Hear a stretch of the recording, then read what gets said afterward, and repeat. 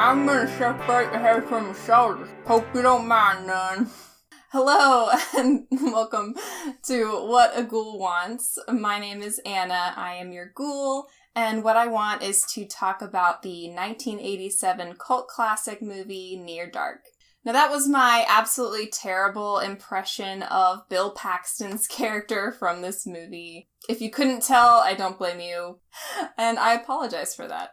Now, this movie has been on my watch list for a very long time, and the only reason I hadn't watched it up until now is because it wasn't available streaming anywhere until this month. I watched it on Shudder, and I don't know how long it's going to be on there, but as of this recording, it's on Shudder right now, so if you haven't seen it yet, run there, maybe get a free trial if you don't have an account, if you would like to watch this movie, because I know that it's really hard to find streaming. Of course, you can always get it on DVD or Blu-ray or something like that, but, you know, if you don't want to bother with that, then head on over to Shudder. So, I had heard a lot about this movie. I had seen some clips from it before. For those who've watched it, you'll know that the bar scene is probably the most iconic in the movie. And I had seen parts of that before. Just from being a horror fan, I've come across references to it. So it had really intrigued me for a long time, especially because I knew that it was directed by a woman director. Kathryn Bigelow directed this movie. She was actually the first woman ever to win the Academy Award for Best Director. Do you know what year that happened? 2008. It was for The Hurt Locker. It blows my mind that that hadn't happened before, that it took up until 2008 for a woman to win for Best Director. That's insane to me. So I knew that Kathryn Bigelow was a well-respected director. I didn't really know much about her filmography, and I haven't actually seen any other movies that she has directed. I unfortunately have never seen The Hurt Locker. She also directed Zero Dark 30. I haven't seen that either, so this is the only movie of hers that I have actually seen. So I don't really have much perspective on her style of directing other than this movie. I thought that she did a good job, but there were some things that fell a little flat for me, and I don't know necessarily if it was the writing, the directing, the acting, or kind of a combination of all three. Unfortunately, this movie just did not reach the expectations that I had for it. I think I just heard so much about it in the horror community that it had been built up in my mind, and I was expecting to be absolutely blown away by this film. And unfortunately, it just didn't do that for me. I did enjoy it. Don't get me wrong, I did like it. But there were just some things that I think took away from the overall experience of the movie. And one of those things was, unfortunately, the central romance of the film. So before I get into that, I'm just going to do a very brief plot synopsis. If you haven't seen this movie yet, there will be some spoilers in this video. Just a warning for you, but I'm going to go ahead and get into the plot a little bit. So it centers on this boy, this teenager, Caleb, who lives in a rural town. It's very country seeming. He's seen wearing a cowboy hat a lot. He's got the, higher waisted jeans with the belt buckle and all that. And he encounters this girl who we find out is named May. And she turns out to be a vampire. She bites him, turns him into a vampire, and he kind of gets roped into this vampire gang that she goes around with. And what ensues is Caleb trying to fight it at first, being accepted into the vampire gang, and then finally getting out of the gang. It is a vampire western, which I absolutely love the idea of those two genres coming together. I had read that Bigelow decided to make it a vampire western because in the 80s at this time, vampire films were huge and westerns really weren't a thing anymore. And she wanted to do a western, but she felt like she needed something else to sell the movie. So adding in the vampire aspect seemed like the perfect option. And this comes out the same year as The Lost Boys. And there are many other 80s vampire movies I'm sure you all know about. And so Near Dark kind of gets lost in the shuffle as far as notoriety and box office. It had a budget of $5 million and it only grossed $3.4 million. I believe I read that was due to some maybe mismarketing or a lack of advertising. So it did not fare very well at the box office, and then since then has become more of a cult classic, but I still think it's a little bit more underground than some other vampire films from the 80s like The Lost Boys or Fright Night. Now, getting back to the problems that I had with this movie, I just did not buy the romance between Caleb and May. The way that they meet is very odd.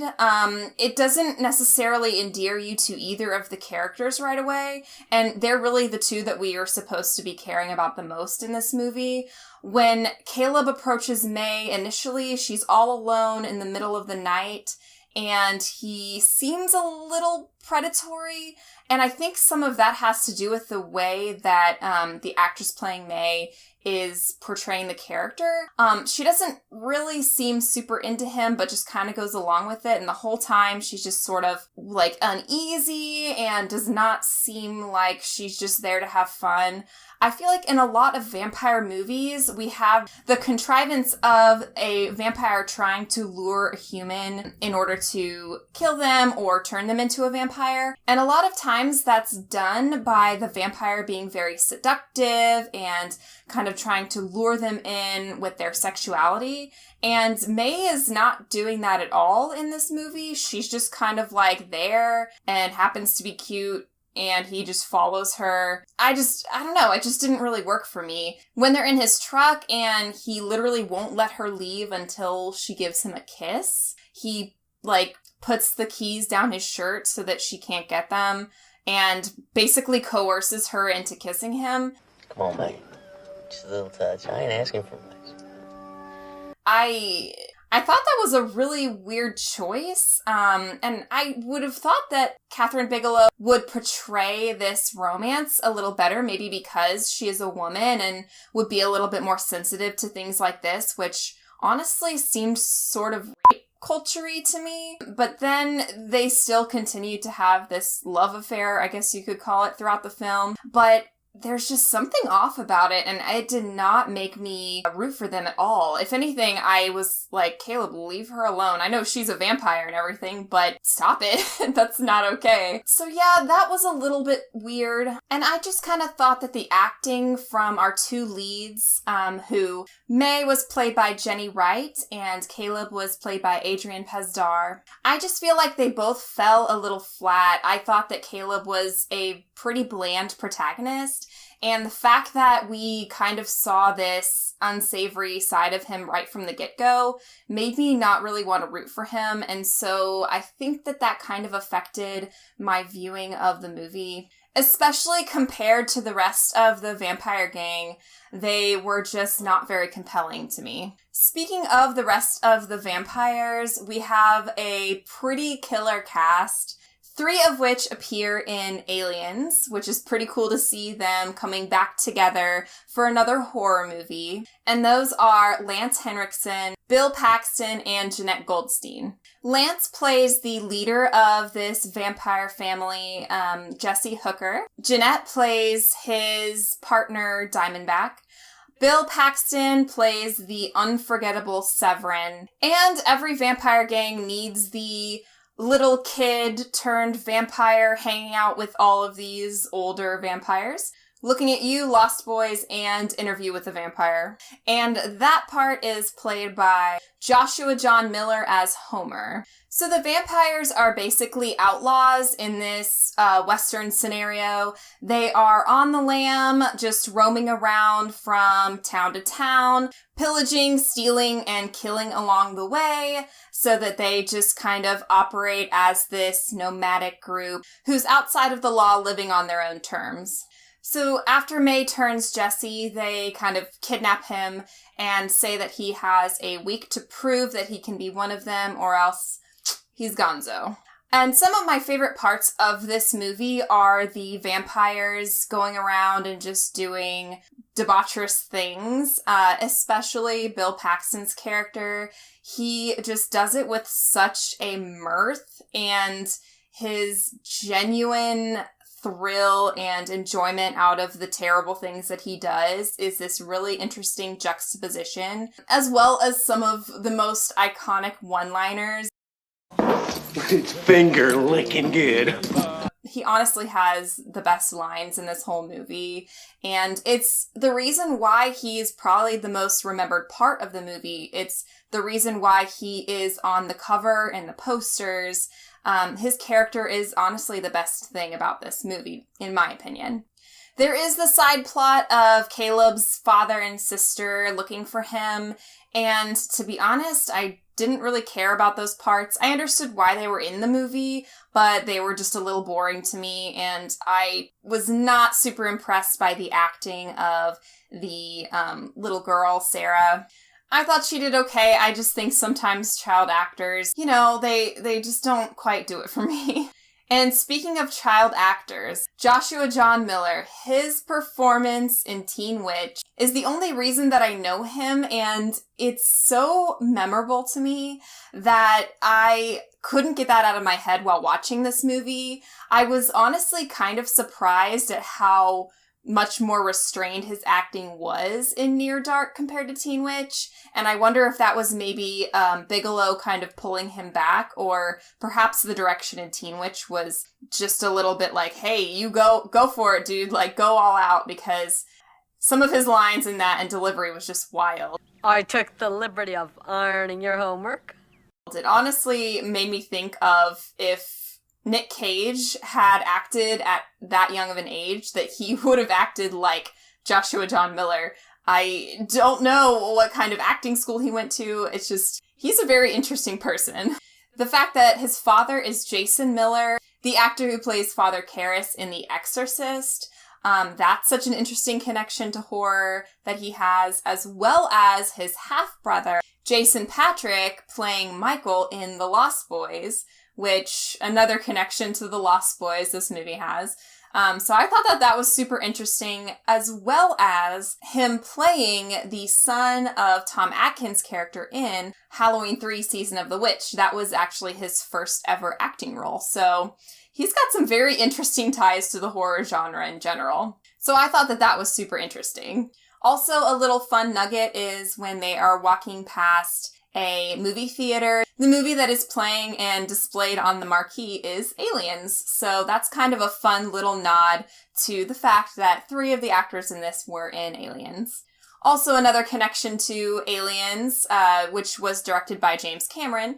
Catherine Bigelow actually ended up marrying James Cameron. They were married for 3 years. So yeah, there's a lot of intertextual things related to this movie that are tied to other horror movies, which I always just think is super interesting when you can kind of go back in movie history or Hollywood in general and just kind of see all the little connections and how actors relate to each other, to the directors. So I always think it's cool to learn those little fun facts. So I can't talk about this movie without talking about the bar scene. It is the most iconic scene in the film, and it's what this movie is known for. So the vampires, they find this little hole-in-the-wall bar, and they've got to feed, so they lock these patrons and the bartender in, and just have this feeding frenzy. The thing that sticks out is that they don't just kill these people. They could do it very easily just to kill them off and feed and be done with it. But the fact that the vampires make a game out of it and kind of toy with their prey, if you will, it just really goes to show the real outlaw nature of them. The fact that Lance's character, Jesse, says that he was turned into a vampire when he was a soldier in the Civil War. So he has been alive for a very long time. And I'm sure just living and trying to sustain yourself throughout years and years, it gets really boring if you just know that you're never going to die. So I think they find ways to entertain themselves, that being toying with their victims and making it into a sort of game for them. I think it's a good example of why Caleb is not going to fit in with them ultimately, because he just doesn't have this mean-spiritedness in him. And we see that in him letting go one of the guys that's in the bar. He's tasked with killing him in order to prove that he belongs with the other vampires, and Caleb just lets him go. And so that's a really good example of how he's just different from these vampires. The songs that play during the bar scene are so cool, and they mesh so well with the action on screen. Especially the Peggy Lee song Fever, covered by the Cramps. Oh, you!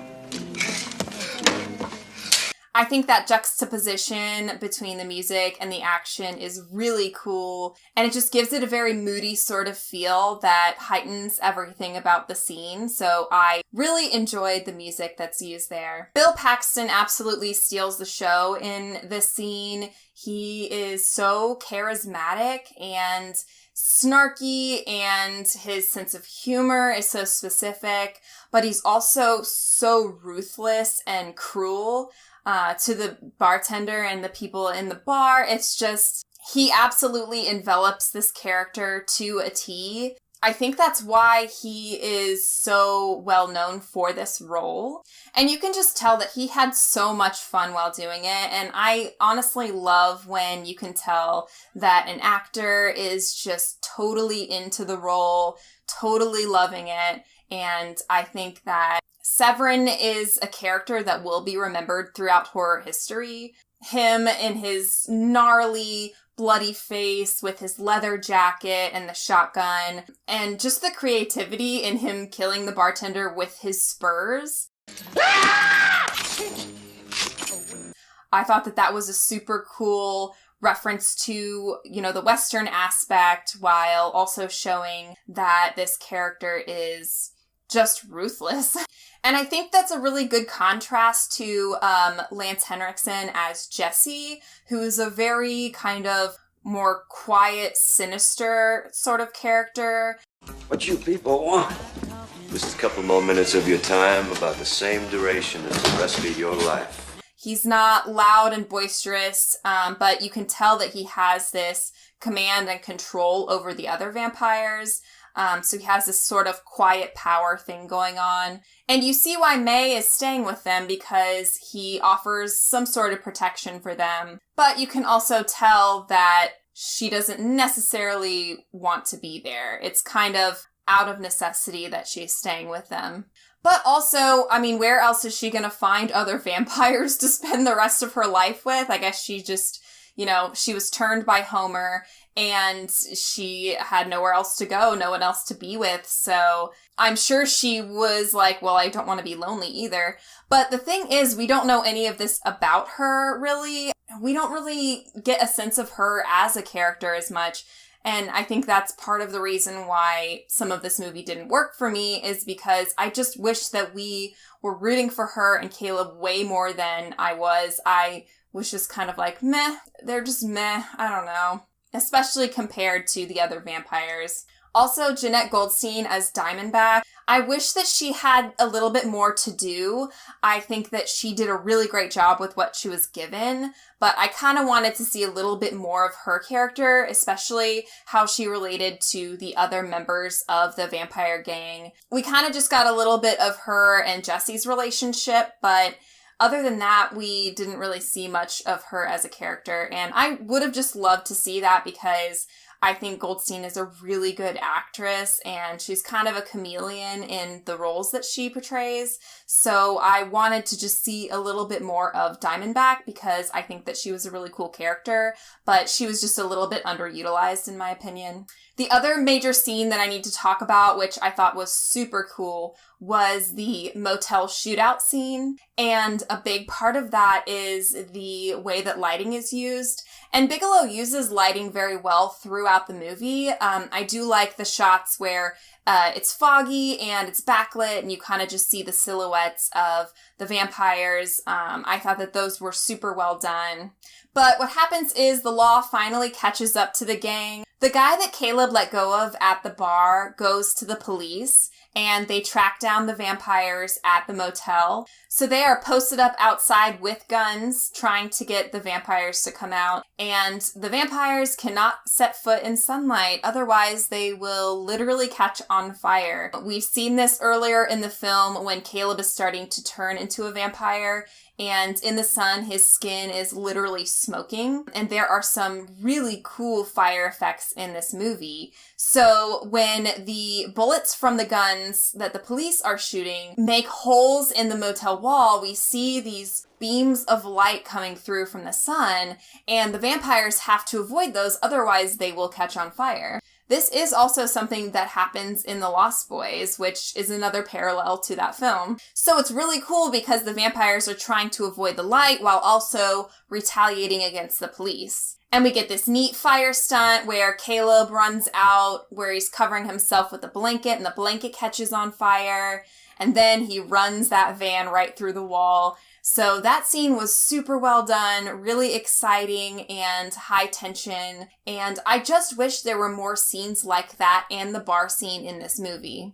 Eventually, Caleb's dad and his sister do find him, and he goes back with them, but the problem is he's still a vampire. So we see earlier in the film that his dad maybe does some veterinary stuff for his livestock on the farm. So he does have access to some medical equipment, and Caleb asks that he give him a blood transfusion so that he can get the vampire blood out and have it replaced with normal human blood. And I thought that that was a little bit unbelievable. Obviously, this is a movie about vampires, so you have to suspend your disbelief, but it's just like, where does he get the replacement blood? I think he used his dad's blood. Are they the same blood type? These are just the things that I think about, but I wasn't too mad at that part. I thought it was a little bit unbelievable, but still, you know, it was a unique concept for sure. And then we get this showdown between Severin and Caleb. And this goes back to a classic Western shootout, but with a modern twist. Caleb hijacks a semi and runs Severin over, and he ultimately makes the semi explode with Severin in the mix, and so he kills Severin. And we've seen the vampires get beat up and shot earlier in the movie, and they survive that. So they have this sort of indestructibility, which they can't be killed by things that would kill humans. It does seem that sunlight, which causes fire, is the one thing that will kill them. And so the explosion from the semi is what kills Severin. And ultimately sunlight is what kills the rest of the vampires. They go after Caleb after they kill Severin, and they get caught in the light and die by the sunlight. And ultimately, Caleb is able to save May, and he gives her a blood transfusion and turns her back into a human. So overall, I think the concept of this movie was really cool. I really liked the idea of pairing a vampire movie with Western movie. So if you like that combo and you like Near Dark, I highly suggest, if you haven't seen A Girl Walks Home Alone at Night yet, to watch that immediately, because it's a really interesting twist on a vampire Western.